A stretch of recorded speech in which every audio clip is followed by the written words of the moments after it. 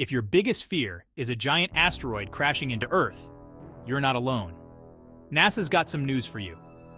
In April 2024, NASA ran a tabletop exercise simulating a 96% chance of an asteroid hitting Earth in 8 years.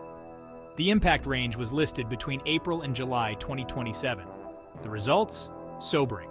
Despite the time to prepare, space agencies are not ready. The decision-making process for space missions remains murky, both in the US and internationally.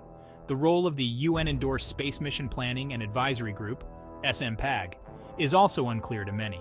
To tackle this, NASA urges the global community to set clear processes and conduct exercises to test them, but that's just the tip of the asteroid.